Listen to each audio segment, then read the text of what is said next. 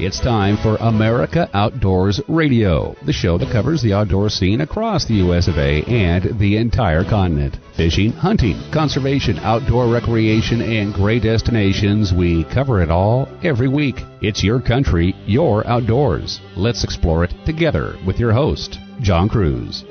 Coronavirus just isn't fading away like many of us hoped it would this summer. In fact, it's surging throughout much of the country, and masking mandates are unfortunately back in many places, to include our national parks. Earlier this week, the National Park Service announced you now have to wear a mask inside all National Park Service buildings, on transportation vehicles like buses or boats, and even in crowded outdoor spaces, whether you are vaccinated or not. They didn't define what a crowded outdoor space is, but I'm guessing the crowd watching Old Faithful in Yellowstone, that would probably count, as would ranger-led programs in the parks. On the other hand, I would imagine if you're hiking a backcountry trail or fishing a trout stream, you're probably okay to take that mask off. In brighter news, dove hunting season is right around the corner, kicking off either September 1st or the first Saturday of September, that being the 4th this year in many states around our country. I generally am out for the opener, but I've got to tell you, mourning dove populations have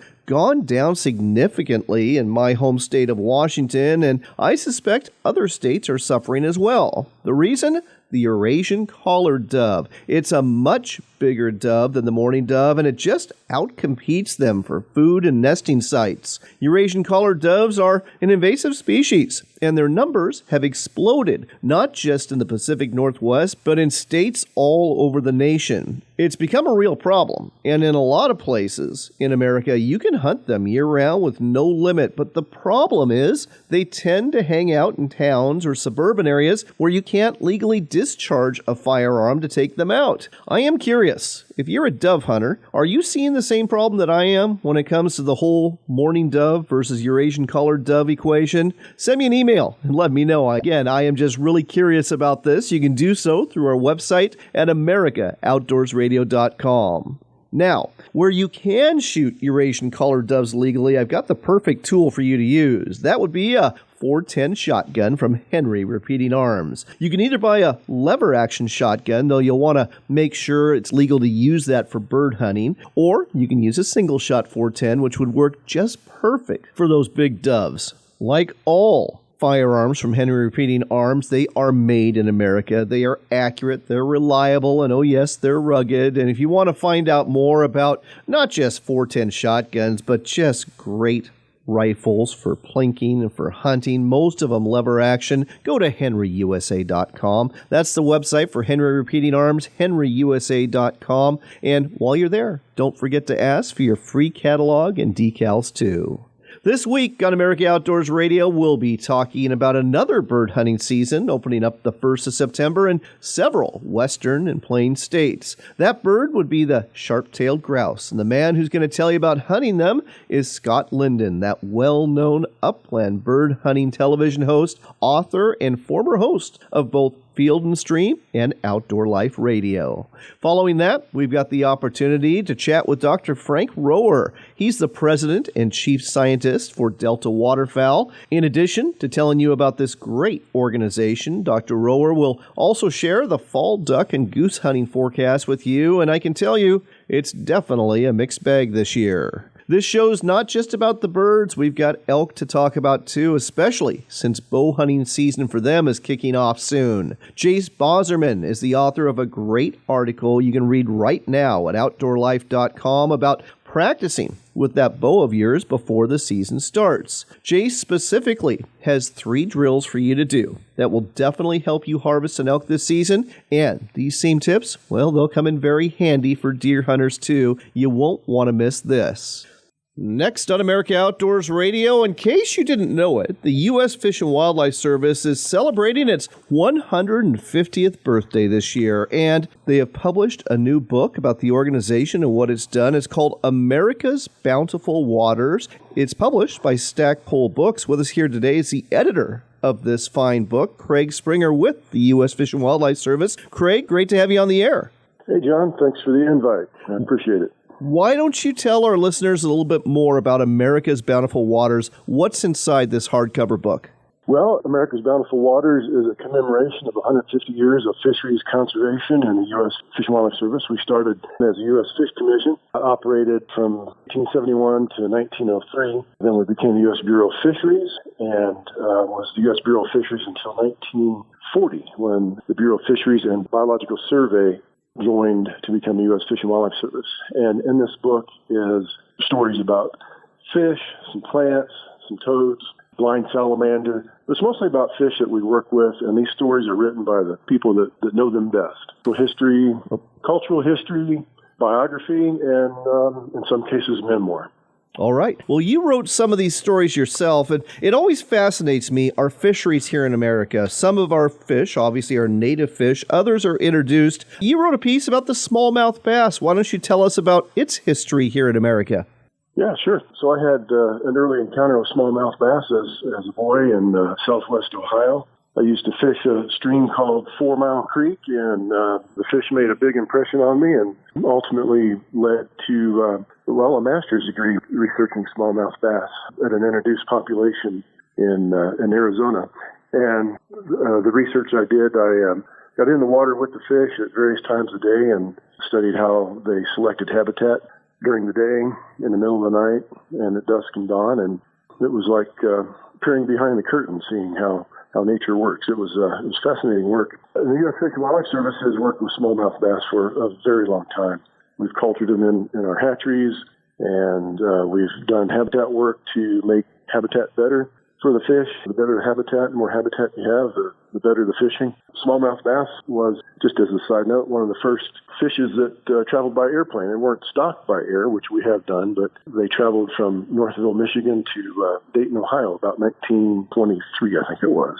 I'll be darned. The smallmouth bass, is this a fish that is native to America, or was it introduced? And if it is native, where did it originate from? Because obviously you can find it in almost all of our states now, it seems. Yeah, smallmouth bass is naturally occurring, native only to the upper Mississippi Basin, from southern Canada to, I guess approximately northern Arkansas, and then from west of the Appalachians to the Great Plains. They've been introduced on the Atlantic seaboard, some really good smallmouth bass populations in like the Shenandoah River, St. Lawrence Seaway, places like that. And they've been introduced in cool water reservoirs in the central U.S. and in the West. Yes, and they are prolific in the Pacific Northwest, especially in the Columbia River. Now, this book mostly is about fish, but there are some species that are not fish. The Texas blind salamander. Never heard of the critter. Tell our listeners more. So, the Texas blind salamander occurs naturally in water caves in central Texas, and it is blind. It has no eyes. As a young organism, they have these little vestiges of optic nerves, but they eventually go away. There's no eyes, and they're kind of a ghostly white. They have no pigmentation because they never see sunlight. And they were discovered by Barton Everman, who we have a story about in the book. Barton Everman may be better known to your folks as discovering golden trout, but he was working on establishing a fish culture station at National Fish Hatchery near San Marcos, Texas, and they sunk wells, doing test wells. This is like 1890, 95, something like that. And these blind salamanders just kind of popped up.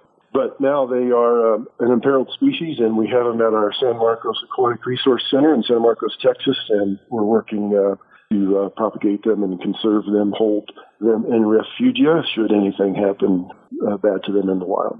Great stuff here. And folks, there's so much more in here too. Again, a lot about fish, but as you just heard, there's also stories about people involved in conservation and fisheries here in the United States over the last 150 years, and about critters like the Texas blind salamander and other amphibians and animals and reptiles too. Again, the book is America's Bountiful Waters. It's published by Stackpole Books. The editor is Craig Springer, and you can find it wherever you find books, whether it be Amazon or bookstores or at the Stackpole Books website. Craig, congratulations on putting this together, and thanks for sharing this with us today on America Outdoors Radio. Thank you, John. Thanks for having me on.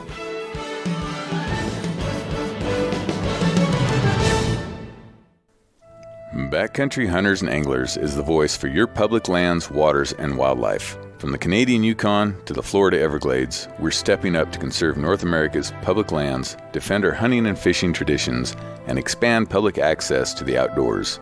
Our outdoor heritage depends on sportsmen and women like you speaking up for the natural resources that sustain our way of life. Find out how you can get involved at backcountryhunters.org and become a BHA member today. The Dalles in Oregon is your base camp for fishing fun. Reel in big salmon, tangle with steelhead, bass, and walleye, or wrestle a monster sturgeon to the boat. After the day is done, you'll find a variety of lodging options around town. Need to resupply? We've got you covered with sporting goods stores plus great dining, breweries, wineries, and can't-miss attractions like the Gorge Discovery Center. Plan your fishing getaway today at explorethedalles.com. That's explorethedalles.com.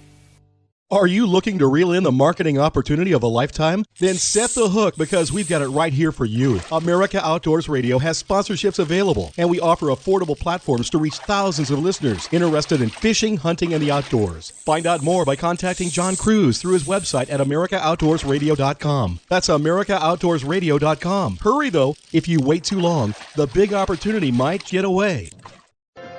Why book at Sportsman's Cove Lodge? Why is Alaska like no other place on Earth? It hasn't changed in thousands of years. From the way you get here on a float plane to the way you go out with the guides and the boats, it's just a professional experience. And I said, this is as good as it gets. I said, if you can't catch fish here, you can't catch fish anywhere. Your experience with us will leave you speechless. Book now at alaskasbestlodge.com.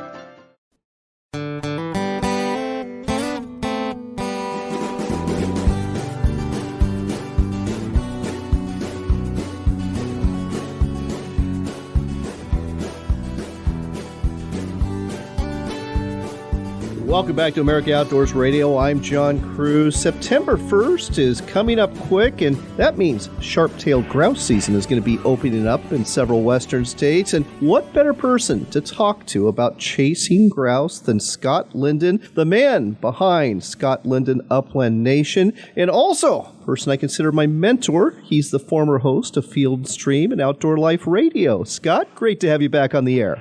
Don't hold that against me.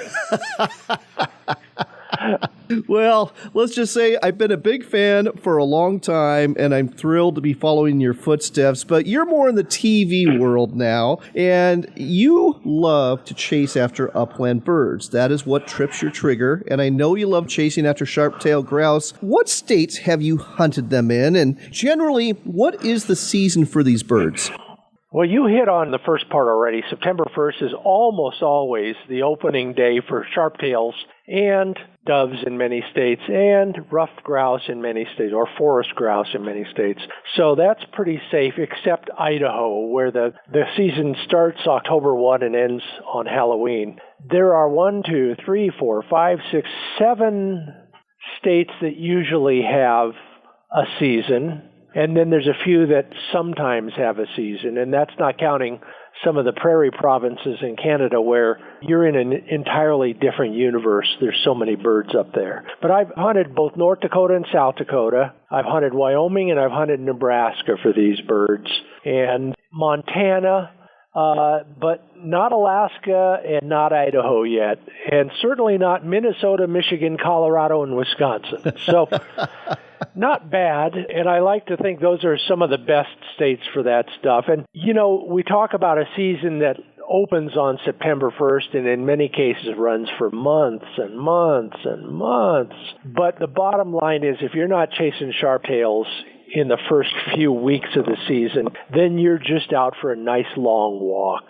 The birds have been pestered by other hunters.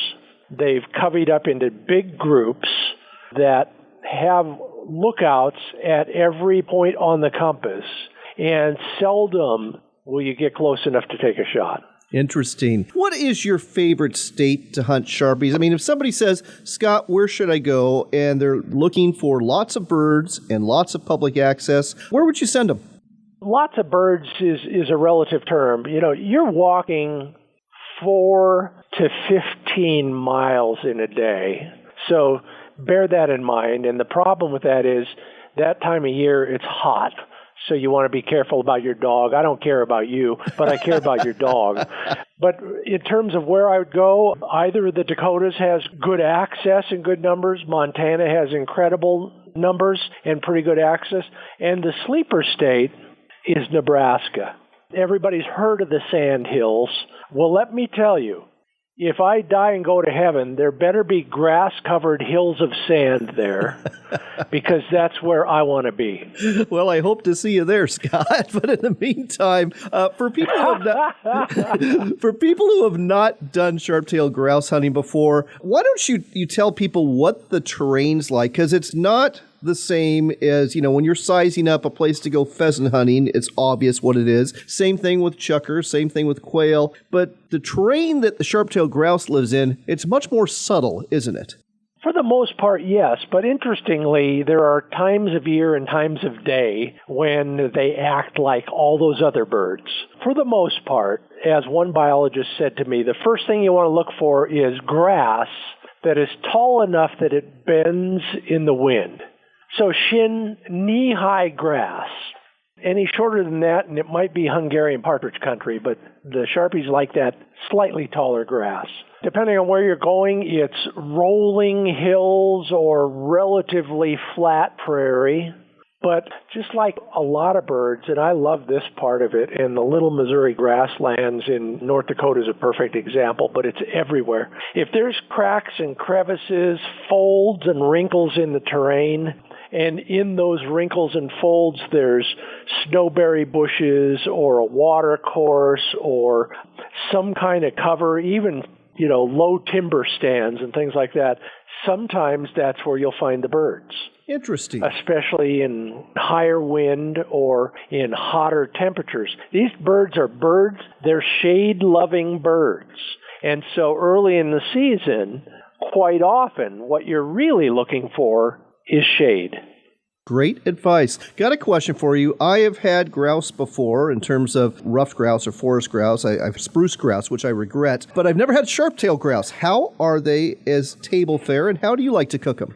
Well, they're different in that they fly hard and they fly often, so their breast meat is relatively red, much like, some of the other hard-flying birds. And the first thing I suggest is, the usual stuff. Cool them out as quickly as you can. I will take all the meat and I'll soak it overnight in salt water, and that'll leach out any of the, the blood and the bloodshot. So that's the first thing you do. After that, the meat is maybe a little bit more wild tasting than some birds, but it takes well to any kind of seasoning that you're going to put on it. And, a lot of people will say, I'll just throw it all in the crock pot with a can of cream of mushroom soup. Right. And there's nothing wrong with that. But, if you want to cook it low and slow, then, you better be real moist as well. But the other way to cook it is hot and fast and just to rare, because when you pull it off the grill, it's going to continue to cook a little bit. And not as bad as the waterfowl, but, all upland birds will taste a little funny and get a little bit tougher if you cook them beyond medium rare. So be careful about that. I've had it cooked in any number of ways, and then you can do all the usual stuff with it. You can pull all the meat off and make a pot pie or a taco out of it. Those are some of my favorites. But, anything you do with any other bird is going to be fine as long as you've kept care of it from the beginning.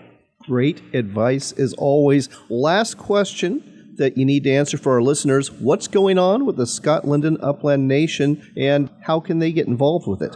Oh, I'd love that. First off, the third printing of my book, What the Dogs Taught Me, is coming out with a new title and in paperback for the first time in October, so watch for that. Apparently, they can't find anybody else who wants to write about the topic, so they're going to reprint my book again. And you can just Google my name at Amazon, and you'll find it there. In fact, you can pre-order it now, for that matter. I was born a teacher. My mother was a teacher, so I got the DNA, and I'm back to doing a lot of teaching in video form.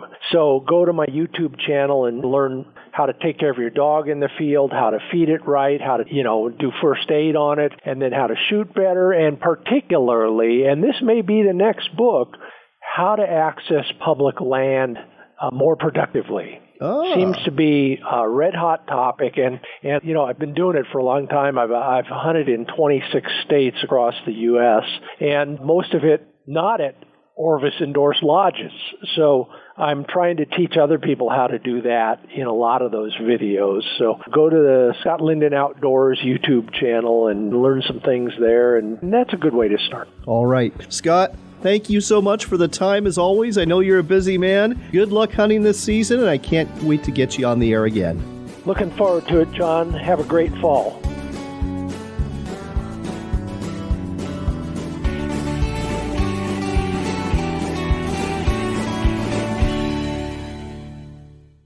Hunting and fishing are exercises in hope. Before you head into the woods, you hope to tag out on a deer you'll have to field dress. Before you make that first cast, you hope for a big fish to clean and fillet. When your hopes are realized, you'll need a sharp knife. Whether you sharpen that blade on a power sharpener in the shop or a manual sharpener in the field, WorkSharp has the tool for you. Look for WorkSharp products in sporting goods stores near you or online at WorkSharpTools.com. This is the time of year to get out and cook out. So make your next meal sizzle with Camp Chef, the brand known for quality outdoor cooking. From camp stoves to cast iron, from smokers to grills, Camp Chef will change the way you cook outdoors. To eat like a king on your next adventure, go to campchef.com or visit your local sporting goods store and get cooking. Whether you're serving breakfast in the backcountry or barbecue on the back patio, savor the simplicity with Camp Chef. Camp Chef, the way to cook outdoors. Pheasants Forever is working hard every day to ensure there's more wildlife habitat for the future. Join the Habitat Leader and help create wildlife habitat in your community. Go to pheasantsforever.org.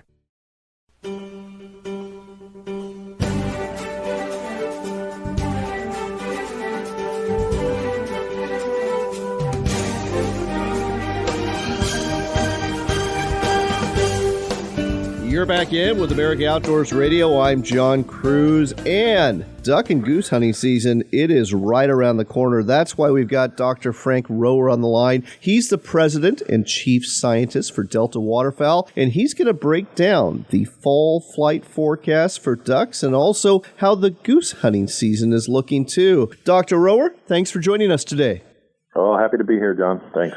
Let's start off with the fall flight forecast for ducks. I know the western U.S. has seen a drought like I haven't seen in a couple of decades. That can't be good, can it? Oh, it really can't. I did a trip to Klamath this year, and it was just depressing how little water they have at that, fabulous site, working in Northern California as well, and it was just bone dry. So I would say the Pacific Flyway got the worst of it this year. It's going to be really tough for ducks produced in the lower 48 just because it's so dry. Intermountain marshes in Nevada and Utah, many of them are dry. So we're not going to get much production except what comes out of Canada, northern Canada, and Alaska. Of course, Alaska is pretty stable, so that's the only bright spot I could speak to. Let's talk about the prairie potholes region. How are the Dakotas looking? Yeah, the Dakotas are bad. Now, let me also point out that we haven't done the May surveys where we count ducks and wetlands. When I say we, the waterfowl community, they've been canceled 2 years in a row because of COVID. And so what you're getting are my impressions from having traveled a lot in Prairie Canada and in the Dakotas for sure. And it's bad. It's worse than I've seen it since, the late 80s, early 90s when we were in that prolonged drought. And what makes it odd this year is that it's dry everywhere. So last year, North Dakota had a lot of water. And then, the spigot shut off, and it was dry last summer, so the wetlands dried up, and then we got no snow in the winter. So the Dakotas are bad, and Prairie Canada's bad. Manitoba, Saskatchewan, and Alberta are all in poor condition. So duck production in the prairie pothole region, that famous area that produces 70 to 50% of the ducks we shoot typically, it's going to be real poor this year. I'm starting to suffer from some depression here. Let's head further east. Give me some better news out of the Mississippi Flyway or the Atlantic. Let me go backwards and say, this is the first year of a really bad drought that's across the prairie. So we still have high duck numbers. So that was, that's the good news out of the prairies. We won't get great production, but we have good duck numbers. When we go east, things are better. This was a better year in eastern provinces, Ontario and Quebec, and the northeastern U.S. So it's wetter over there than it has been, and that'll be good production for the Atlantic flyway. So. That's good. Thank you for at least giving us that. A glimmer of hope. That's right. All right. So if you're east of the Mississippi, you're probably in for a good duck season. If you are west of the Mississippi, there are the existing ducks that, were born before the drought, but production-wise, really rough because of the drought. Let's turn to geese. Canada geese, or I should say the Canada goose, their population has just exploded over the last couple of decades. Have they been affected in the same way by this drought, or can we expect some good goose hunting this year? Not at all. And the Canada geese that you're mostly talking about are the big Canadas, the giant Canadas that breed sort of in the southern region. And amazingly enough, in North Dakota, the big Canadas did great again this year. So, we've been looking at year over year sort of 8 to 10% growth, which is ridiculously, high growth rates. So big Canadas have done really well, and Arctic geese have done mostly pretty well. Now, again, this is based, my assessment now, I obviously haven't been to the Arctic, and moreover, the Canadian Wildlife Service guys haven't been to the Arctic. So they're looking at climate data. But climate data drives Arctic goose production, and we didn't have a really late year this year. We had a very normal year, and so it looks like we'll have good production of snow geese and Ross's geese. And even the Canada geese that are doing fairly poorly, like those Atlantic flyway Canadas, it looks like the weather data said that they would have an okay year. We won't know until the fall, but things look way better for geese. So it'll be a good year to be a goose hunter.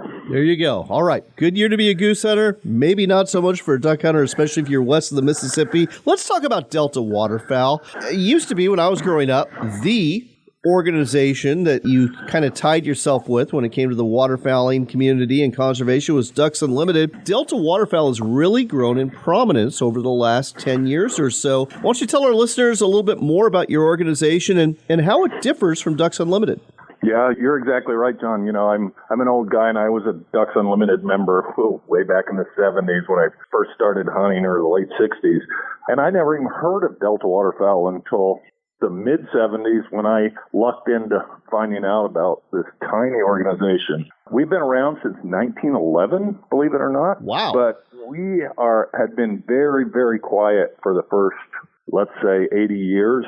And we only developed a membership, for instance, in recent decades. So there was no membership. We were a tiny research-only organization, and that's how I learned about Delta. And we've grown dramatically, and so now we have quite a large membership. We're not Ducks Unlimited size, but large membership. We have our roots in science, so we were always a science-based organization, but now we've delved out, gotten much larger, and so we're doing active management. And so, the two recipes for more ducks, our goal is to produce more ducks and to help duck hunters. To produce more ducks, it's very simple. You go to the prairies or the breeding grounds, and you protect habitat, and then you try and enhance duck production, enhance hatch. Those predators eat most duck eggs, so that's what Delta does. Interesting. I always used to think of Delta Waterfowl as the southern organization that was east of the Mississippi, but you've got chapters in the Pacific Northwest, and your headquarters is actually in North Dakota now, in Bismarck. Yeah, we get support from guys in the South, but by and large, if you look at Delta, we focus on the breeding grounds. Every scrap of information about ducks says that what drives duck populations is what happens on the breeding grounds. There's no limitation of winter habitat. So we completely focus, or 99% of our focus, I should say, is on the breeding grounds, and particularly on that prairie pothole region, best duck production area in North America. So that's where we've been located. We started, as an advocacy organization way back, in 1911 back east, but we quickly moved to Manitoba where we had a research station. And since then we've expanded and do research everywhere. But our research focus is still about duck production on the prairies. I understand you're a science-based organization, an advocate for waterfowl and for duck hunting as well. Do you do work that's similar to like the Rocky Mountain Elk Foundation in terms of purchasing habitat for ducks, or are you doing different kinds of work? To be honest, we don't advocate much for purchase just because it's such a daunting task. If you're focused on the prairies, you've got a huge area, much larger than the size of Texas. That's the prairie pothole region. And so just think about it. You can't buy Texas. That's hopeless. So that's not our goal. We do a lot of habitat work, but our habitat work is almost all focused on policy work that makes good farm policy and good duck policy. So we have a policy guy, John Debney, works in D.C. all the time, works very closely with the Ducks Unlimited policy folks, I should point out, working on things like, how do you get more CRP? You know, there's a huge thing for ducks, and, you know, we're trying to increase the acreage of CRP to create grass for nesting cover.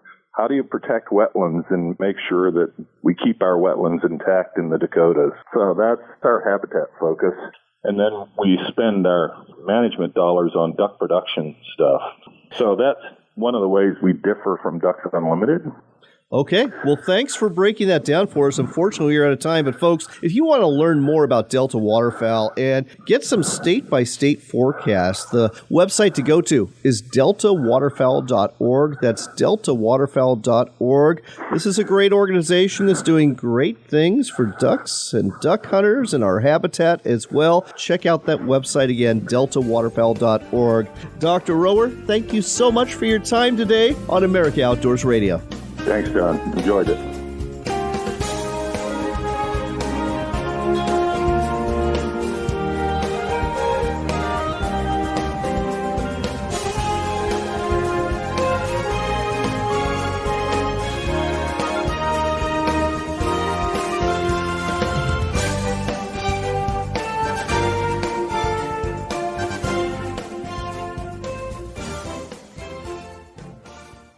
This portion of the show was brought to you by our friends at WorkSharp. They're the fine folks out of Ashland, Oregon, who make knife and tool sharpeners that you can use, whether you're hunting or fishing or camping or maybe in your shop, maybe in your kitchen, for all of the knives and tools you need sharpened every day when you work and play. WorkSharp tools can be found online at worksharptools.com, or you can find them in sporting goods stores and hardware stores all over our great nation. Just look for WorkSharp products to sharpen your knives and your tools, because nothing is worse than trying to get the job done right with a dull blade.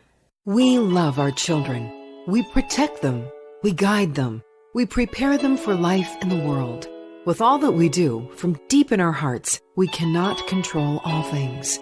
Life-threatening illnesses and disabilities affect far too many of our children each year. While we cannot change the circumstance, we can make dreams come true. Dreams to provide hope, to provide spiritual healing and strength, to provide moments of happiness and relief in the hardest of times. We can give a glimmer of light and hope in a time of darkness and despair. Join huntofalifetime.org to help make dreams come true, to provide hope for children with life-threatening illnesses and disabilities. Hunt of a Lifetime is a non-profit organization fulfilling dreams for hunting and fishing trips to youth 21 and under with life-threatening illnesses and disabilities. Visit huntofalifetime.org to learn how you can make a difference. Why book at Sportsman's Cove Lodge?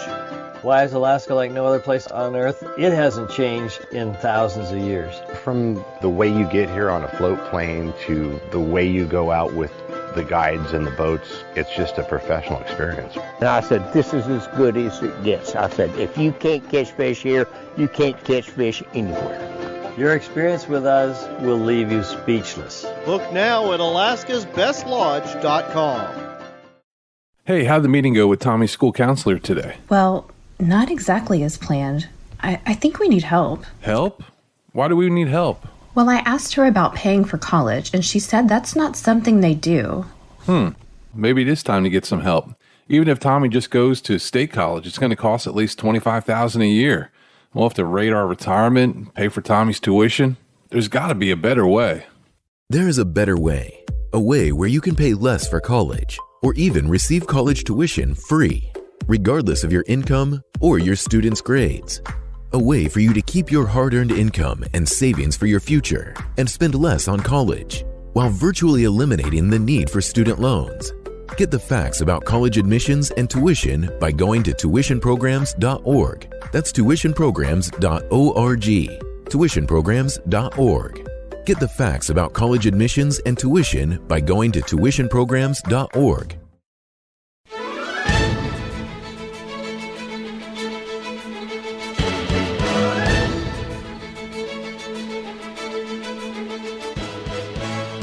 You're back in with America Outdoors Radio. I'm John Cruz. Our next stop is the Centennial State of Colorado. That's where we get to talk to Jace Bozerman. He is a bow hunting expert, and he just wrote a great article in Outdoor Life, and you can read it at outdoorlife.com. That's got 3 wonderful bow hunting tips that'll make you a better hunter for elk this fall. Jace, welcome to the show.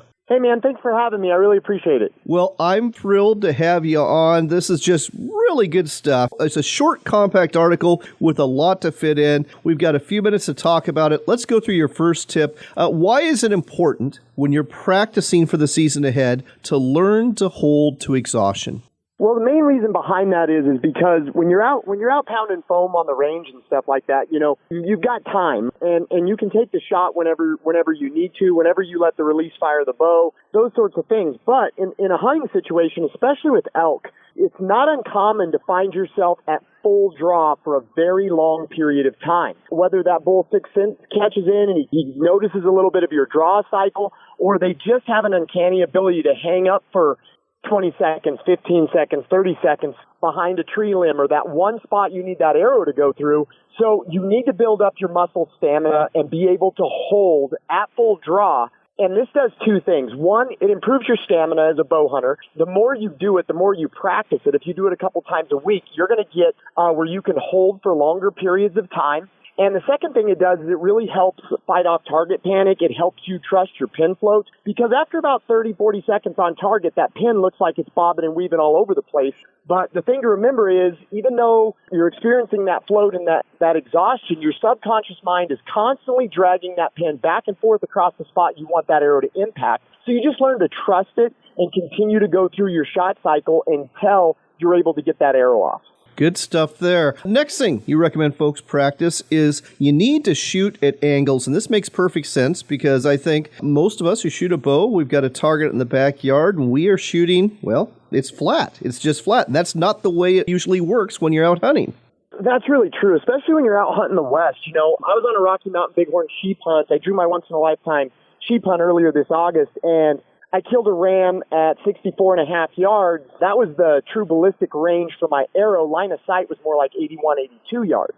And so, you know, oftentimes in the elk woods or mule deer or whatever you're hunting out west, shots are not had on flat ground. So you need to be able to go out, take a target, you know, get into some hilly terrain and practice both up and downhill shots. You need to make sure you're bending at the waist, making sure your anchor remains consistent, the same anchor that you have when you're shooting on flat ground. This is also going to show you if your third axis is correct, because when shooting at angles, that's the only purpose of the third axis on your bow, is it's going to make sure your bubble is not lying to you when you're shooting at angles. And you need to make sure that that third axis is set correctly. There's lots of different ways, depending on the site you have, to set third axis correctly. And if you don't know, you should visit your local pro shop. Make sure you get that axis set correctly, but don't just say, okay, it's good and it's set correctly. Go out and prove it. There's no better way to build confidence and make sure that axis is set correctly than shooting at extreme and downhill angles and taking those shots and getting in a groove so that when that moment of truth arrives in the woods and you have to shoot at a downward or upward angle, you're able to make that shot proficiently. You're listening to America Outdoors Radio. We're talking to Jace Bozerman, who wrote a great article for Outdoor Life about practicing and some tips that'll make you a better elk hunter this fall. Final tip you've got in this great article, find the ideal shot window. Why don't you explain what that means? Yeah, so, I mean, you know, again, it all goes back to what we experience on the home range, right, in our backyard or on the shooting range. And that is, you know, our target's wide open. We don't have any obstructions between us and the target, those sorts of things. When you're calling in elk, you know, it's not always going to be a perfect shot window. You might have to shoot over some brush or shoot over a tree limb or under a tree limb, different things like that. And the only way to really practice and know at what ranges your arrow can clear based on where your pin is to get out in the woods and set up some 3D targets, set them in locations where you're going to have to do some of those things. And it might cost you some carbon. I mean, you might break a piece of carbon, things like that. But the knowledge you're going to gain from going out and setting up 3D targets in these different windows and executing these shots from your knees, standing flat on your butt, those sorts of things, that's going to make you a more proficient bow hunter. And it's going to give you the knowledge you need when that bull comes in to know that, hey, yeah, if I hold my pin here, I'm going to clear that limb, I'm going to get it right in his lungs, and we're going to be celebrating here before too long. So it's very important to get out and do that. 3D shoots are great for this. Often, though, you'll find that in a 3D shoot, it's not, you might have to pick a narrow lane to get an arrow through, which is also great, but you really want to practice being able to shoot clearance and find out if that arrow can go over or under, those types of things.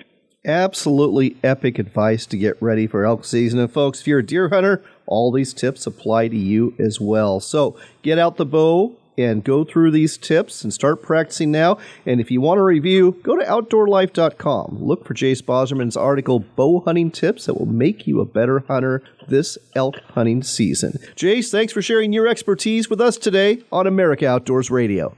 Thank you.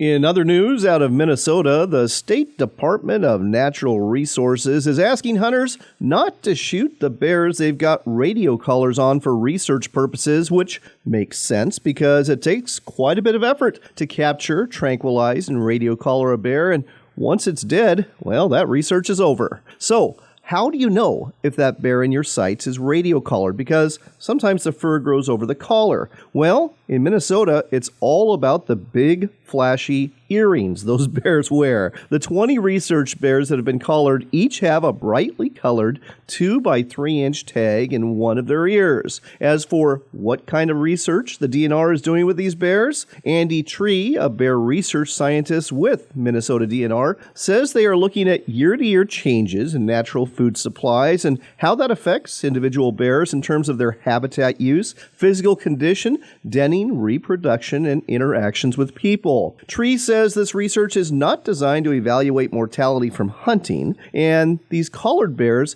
give the agency a lot of data that they use in bear management, and it's really valuable when those bears are around for multiple years so they can go ahead and get better data and better patterning. This all makes sense. So, as a hunter, do your part and give those black bears with the big gaudy earrings a pass this hunting season. Heading to Tennessee, we mentioned dove hunting at the beginning of the show, and if you're a landowner in the volunteer state with a grain field, you've got the opportunity to make some money in September. The Tennessee Wildlife Resources Agency is actively seeking fields to lease for the upcoming dove season that opens September 1st. Landowners can earn up to $3,600 for providing a dove field for public hunting. These fields must be available for a minimum of 3 priority hunt dates in September.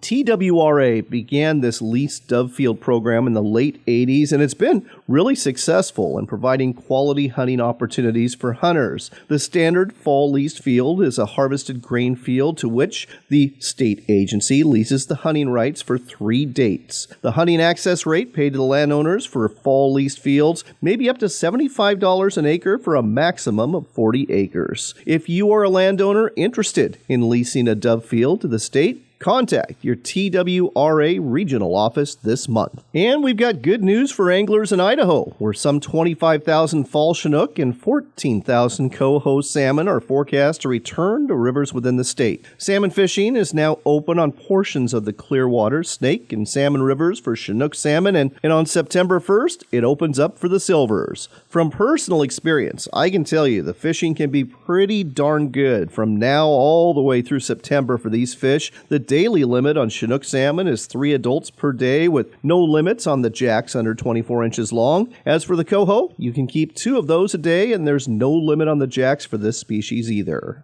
Now, you may be thinking to yourself what you're going to use to catch these salmon. A lot of folks will be side drifting eggs from boats. That's a very effective technique, but casting spinners or spoons from shore works too, and one spoon I've used to catch both salmon and steelhead is the Daredevil Devil Dog Spoon. Lucky for you, we are giving 6 of these spoons away, along with some great swag from Daredevil Lures, and we're doing so at the end of our last broadcast this weekend. If you want to get in on this giveaway, here's what you do. Go to our Facebook page at America Outdoors Radio. Just like and follow the page. That's step 1. Then look for the post thread where we've got the giveaway, and just tell us what state you're from. That's all you have to do. If you want a bonus entry, though, let us know what station you're tuning into our show on, too. Like I said, we'll pick one winner at the end of our broadcast, contact you through Facebook, and get this lure package headed your way. Just a reminder, if you didn't catch this whole show, you can catch it as a podcast in a few days. Just look for America Outdoors Radio or America Outdoors Radio Podcast on your favorite digital platform to listen to what you missed, or maybe listen again to what you just heard on the air. Until next time, here's hoping you are blessed, and here's hoping you get outside for some fishing, some hunting, and other fun. After all, it is your country and your outdoors, so get out there and enjoy it.